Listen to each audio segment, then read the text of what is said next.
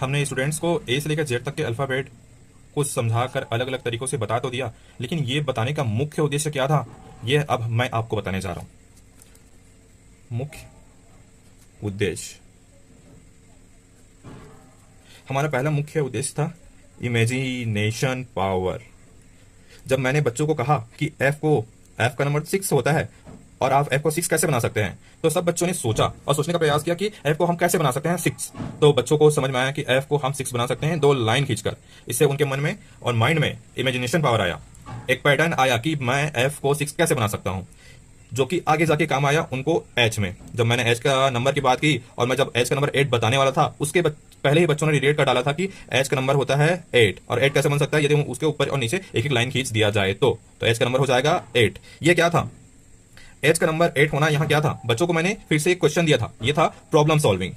Problem solving, मैंने बच्चों को कहा कि एच को आप 8 बनाइए और एफ को 6 कैसे बना सकते हैं। तो बच्चों के माइंड में हम सोचने की क्षमता विकसित कर रहे हैं कि हम किस तरह से चीजों को देख सकते हैं और कैसे उन चीजों को सॉल्व कर सकते हैं। तो उन्होंने एच को 8 बनाकर हमको दिखाया।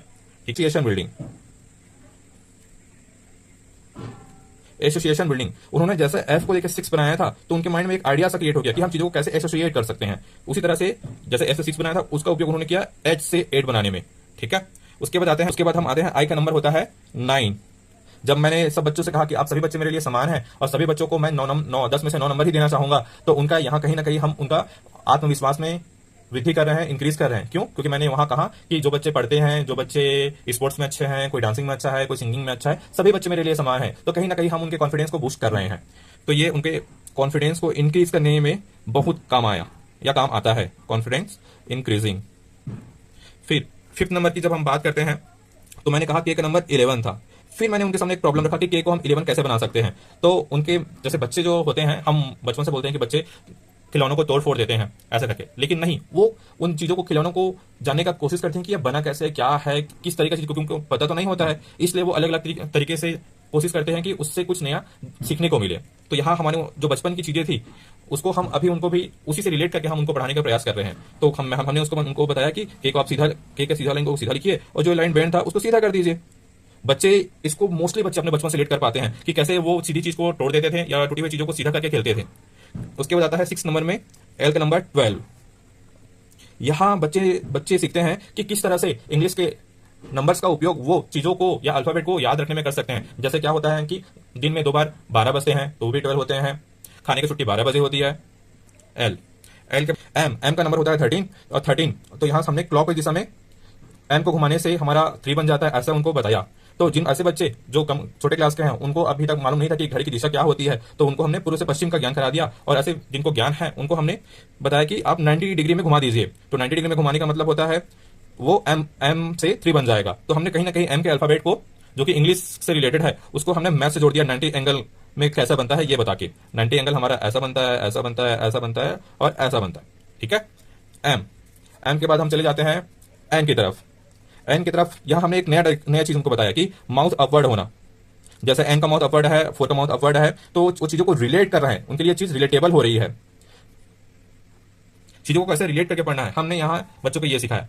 फिर आता है ओ का नंबर 15, ये तो हमने ई ज्योति से बच्चों को बता ही दिया था।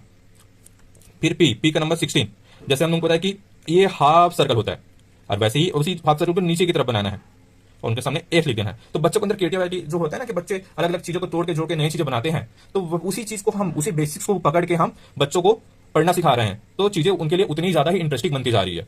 ठीक है, पी के बाद क्यू का नंबर 17, इसको मैंने स्टोरी टेलिंग के थ्रू समझाया था कि क्यू कि कैसे राजा रानी से डरता है, मतलब किंग क्वीन से डरता है, तो खतरा खतरा बोलते हैं तो उससे 17 बनता है और 17 मतलब क्वीन। ठीक है, तो एक स्टोरी लाइन के थ्रू बच्चे कैसे बहुत सारी चीजों को याद रख सकते हैं बहुत लंबे समय तक, या स्टोरी लाइन खुद से क्रिएट कर सकते हैं, चीजों को अपने से रिलेट कर सकते हैं और अपने से रिलेट करके लंबे समय तक वो उनके दिमाग में कैसे बसी रह जाती है चीजें।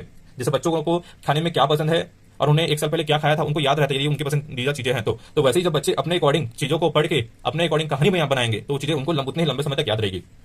फिर आता है आर का नंबर मैंने कहा था 18। यहां मैंने हिंदी में अल्फाबेट का उपयोग किया था, अल्फाबेट का उपयोग हिंदी में। आर जो अल्फाबेट है उसको मैंने हिंदी की संख्या से रिलेट कराया था। तो एक संख्या को मैंने यहां इंग्लिश से रिलेट कराया था, एक अल्फाबेट को इंग्लिश से रिलेट कराया था, वैसे ही एक और अल्फाबेट को मैंने हिंदी से रिलेट कराया, और वैसे ही एस को मैंने 19 बोल के हिंदी से रिलेट कराया।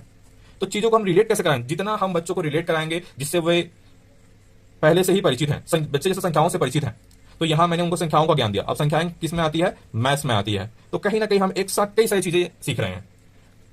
उसके बाद T20, मैंने यहाँ बच्चों के हॉबीज से चीजों को जोड़ दिया है। ध्यान से देखिएगा, बहुत से बच्चों को क्रिकेट खेलना पसंद होता है या क्रिकेट देखना पसंद होता है, या जिनको खेलना पसंद नहीं होता उनको थोड़ा बहुत नॉलेज होता है, और जिनको थोड़ा भी नॉलेज नहीं है उनके लिए मैंने इजोटी पहले से ही बताया हुआ है। तो जब बच्चे देखते हैं कि यार क्रिकेट T20 मैच तो होता है, वो बच्चे जानते हैं, तो ये चीजें और भी उनको इंटरेस्टिंग लगती है। ठीक है, उसके बाद हम चले जाते हैं यू की तरफ। यू का नाम मैंने 21 बताया था, और मैंने बातों ही बातों में उनको यह भी सिखा दिया कि लड़कों की विवाह की न्यूनतम आयु 21 वर्ष होती है, जो आज की जनरेशन के बच्चों को जानना बहुत जरूरी है। ये उनके जनरल नॉलेज को भी इंक्रीज करता है। ठीक, वी, बच्चे जब आजकल बहुत सेल्फी लेते हैं या क्रिकेट मैच देखते हैं या कोई भी जीतते हैं, तो विक्ट्री का साइन तो वी का चिन्ह तो बनाते हैं, लेकिन उनको खुद ही नहीं मालूम होता, या स्पोर्ट्स पर्सन को देखकर उनको खुद ही नहीं पता रहता कि वो क्यों ऐसा पोज या ऐसा उंगलियों का इशारा क्यों करते हैं। तो मैंने उनको ये भी बता दिया कि ये चिन्ह जो होता है वो विक्ट्री का साइन होता है, इसलिए हम दोनों ही हाथों के उंगलियों से वी का चिन्ह बनाते हैं और अपनी खुशी को सेलिब्रेट करते हैं। फिर डब्ल्यू, जैसे कि मैंने क्लॉकवाइज घड़ी की दिशा में बताया था, तो डब्ल्यू के लिए मैंने एंटी क्लॉकवाइज बताया था, तो घड़ी के विपरीत दिशा में। तो कहीं ना कहीं हमने उनको समय का भी ज्ञान दिया। फिर एक्स का नंबर 24। यहाँ एक्स क्या है? गुना का चिन्ह है, और 24 बहुत सारी अंकों या संख्याओं का गुणन फल होता है। तो कहीं ना कहीं ये भी हमको हमारी मैथ से रिलेट कर गई चीजें। ठीक, फिर वाई का 25, ये हमको इजोती से याद पढ़ा हुआ है हमने, और जेड का नंबर 26। ठीक है, तो ये सारी चीजें से हमने क्या सीखा कि ए से लेकर जेड तक की अल्फाबेट को लिखते लिखते ही हमने बहुत सारी अलग अलग चीजें सीख ली। जैसे आप देख पा रहे हैं, हमने इमेजिनेशन भी सीखा, प्रॉब्लम सॉल्विंग क्या होता है ये भी बच्चों को बता दिया, एसोसिएशन बिल्डिंग भी बता दिया, बच्चों को कॉन्फिडेंस कैसे हम इंक्रीज कर रहे हैं ये भी हमने जान लिया। यहाँ के से 11 बना के हमने बच्चों को उनकी बचपन की यादों से भी रिलेट कर दिया पढ़ाई की चीजों को। 12 में एल का नंबर 12 से हमने ये रिलेट कर दिया कि हम इंग्लिश के अल्फाबेट का उपयोग कैसे अलग अलग चीजों के लिए कर सकते हैं। यहाँ हमने एम वाले में हमने दिशा का ज्ञान भी उनको बता दिया, और घड़ी की दिशा कौन सी दिशा में चलती है ये भी बता दिया। उसके बाद एन से हमने उनको रिलेट करना, चीजों को कैसे हम रिलेट कर सकते हैं ये भी बता दिया। पी से 16 से हमने ये बता दिया कि हम हाफ सर्कल क्या होता है, और उस हाफ सर्कल को यदि नीचे की तरफ ले आए तो कैसे वो पी का नंबर से 16 हमको याद हो जाता है। क्यू का नंबर 17, और ये हमको कैसे पता चल गया? स्टोरी टेलिंग से। स्टोरी टेलिंग के थ्रू हम बहुत सारी चीजों को बच्चों को सिखा सकते हैं, चाहे वो कोई भी सब्जेक्ट रहे, या हिंदी का रहे, हिंदी का संज्ञा सर्वनाम हो से लेकर इंग्लिश में, साइंस में, सोशल साइंस में, हर एक सब्जेक्ट में अलग अलग फैक्ट से लेके अलग अलग कहानियों को हम स्टोरी टेलिंग के द्वारा उनके माइंड में डाल सकते हैं, जो उनको लॉन्ग टर्म तक याद रहेगी। फिर T20 का हमने हॉबीज से उनको बता दिया। यहाँ यू का 21 हमने उनका लड़कों की शादी की न्यूनतम आयु के बारे में भी बता दिया, जो कि जनरल नॉलेज के लिए बहुत महत्वपूर्ण हो जाता है आजकल के बच्चों के लिए। वी से हमने विक्ट्री का साइन बता दिया, और एक्स से हमने मल्टीप्लिकेशन का भी बता दिया। यदि हम बच्चों को बोलें कि आप ए से लेकर जेड तक के अल्फाबेट को कल याद करके आए, या ए से लेकर जेड तक के अल्फाबेट होते हैं वो कौन कौन से नंबर में आते हैं ये आपको बताना है कल, तो बहुत से बच्चे आलस्य के कारण को करके नहीं आएंगे, या कुछ बच्चे यदि करके आएंगे तो वो रट के आएंगे, और रटी हुई चीजें ज्यादा लंबे समय तक याद नहीं रहती है। कुछ बच्चे बोल तो लेंगे लेकिन 2 दिन बाद उसको भूल जाएंगे। साथ ही साथ मैंने खुद यह अनुभव किया है कि आज के समय में कंपटीशन एग्जाम की तैयारी करने वाले बच्चे ए से लेकर जेड तक के अल्फाबेट के नंबर्स को रट के जाते हैं, या एग्जाम हॉल में ए से लेकर जेड तक के अल्फाबेट के नंबर्स को लिखते हैं कि ए नंबर 1 में आता है और जेड नंबर 26 में आता है। तो कहीं ना कहीं ये उनके समय को बहुत ज्यादा समय ले लेता है लिखने में। तो ये कहीं यदि हम इस तरीके से पढ़े रहेंगे तो ये हमारे एग्जाम हॉल में समय की बचत भी कराता है, समय की बचत कराता है।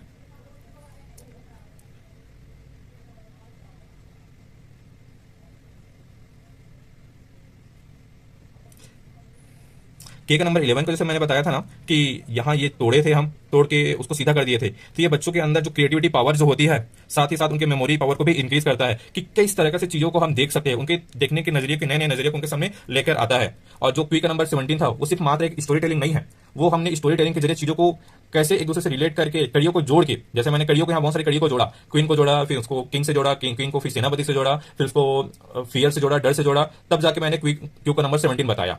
तो मैंने यहाँ स्टोरी टेलिंग का भी उपयोग किया, कड़ियों का भी उपयोग किया, और साथ ही साथ मैंने 3 यहाँ किंग, क्वीन और सेनापति तीनों को लाकर मैंने रोल प्ले को भी यहाँ ले आया। बच्चों को यदि चीजें हम रोल प्ले के द्वारा बताते हैं तो वो उतनी ही इफेक्टिव हो जाती है। जैसे हम स्कूलों में बच्चों को अलग अलग नेम से खड़ा करके लेसन को पढ़ा के या रोल खड़ा करके तो पढ़ा देते हैं कि आप मीना हो, आप सोनू हो और आप राजा हो, चलो आप पढ़िए, अपना डायलॉग पढ़िए। लेकिन उसी डायलॉग को यदि हम एक्ट के रूप में क्लास में ही करवाए, एक्सप्रेशन के साथ उनको बताते हुए, तो वो चीजें जो बच्चे देखेंगे उनको भी याद रहेंगी, और जो बच्चे वो एक्ट करने के प्रयास करेंगे उनको भी वो चीजें याद रहेंगी। तो ये था मेरा मेन मोटिव, ए से जेड तक के अल्फाबेट को बताने का। ए से जेड तक तो एक बहाना था, मुझको तो बच्चों को बेसिक्स चीजें और देखने के नजरिया को बदलना ही मेरा मेन उद्देश्य था। धन्यवाद।